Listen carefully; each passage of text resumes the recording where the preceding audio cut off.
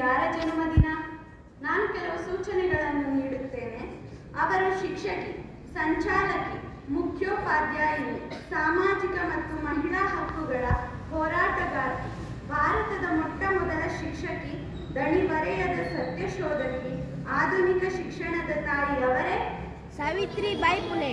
ಸರಿಯಾದ ಉತ್ತರ ಸಾವಿತ್ರಿಬಾಯಿ ಫುಲೆ. ಹೆಣ್ಣು ಅಕ್ಷರ ಕಲಿತರೆ ಎಲ್ಲರಿಗೂ ಪತ್ರ ಬರೆಯುತ್ತಾಳೆ.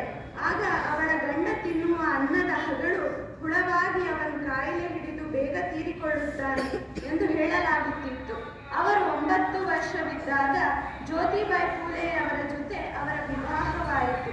ಜ್ಯೋತಿಬಾಯಿ ಫುಲೆ ಅವರಿಗೆ ಗಂಡನೇ ಮೊದಲ ಶಿಕ್ಷಕರಾಗಿ ಅಕ್ಷರ ಕಲಿಸಿದರು. ಜ್ಯೋತಿಬಾಯಿ ಫುಲೆ ಅಸ್ಪೃಶ್ಯ ಹಾಗೂ ತಳ ಸಮುದಾಯದ ಮಕ್ಕಳಿಗೆಂದು ಶಾಲೆ ತೆರೆದರು. ಗಂಡು ಮಕ್ಕಳಂತೆಯೇ ಹೆಣ್ಣು ಮಕ್ಕಳಿಗೂ ಶಿಕ್ಷಣದ ಅವಶ್ಯಕತೆ ಇದೆ ಎಂದು ಅರಿತರು. ಪುಣೆಯಲ್ಲಿ 1849ರಲ್ಲಿ ಮೊದಲ ಶಾಲೆ ಶುರು ಮಾಡಿದರು. ಶಾಲೆಗೆ ಹೋಗುವಾಗ ದಾರಿ ಮೇಲೆ ತೂರಿ ಬರುವ ಕಲ್ಲು ಸಗಣಿಗಳ ದಾಳಿಗೆ ಎದೆಗುಂದದೆ ಪಾಠ ಹೇಳತೊಡಗಿದರು.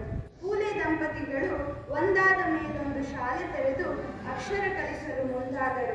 ಇಂಥ ಸಂಕಟ ಕಾಲದಲ್ಲಿ ಮಕ್ಕಳಲ್ಲಿ ವೈಚಾರಿಕ ಮನೋಭಾವ ಬೆಳೆಸುವ ಜಾತ್ಯತೀತ ಮೌಲ್ಯ ತುಂಬುವ ಅವಶ್ಯಕತೆ ಇದೆ.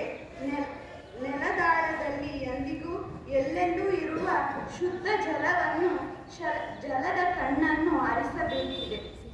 ಅಲ್ಪಸೂಚಿಯ ಕೆಲಸವನ್ನು ಶಿಕ್ಷಕ ಬಂಧುಗಳು ನಿಭಾಯಿಸಬೇಕಾಗಿದೆ.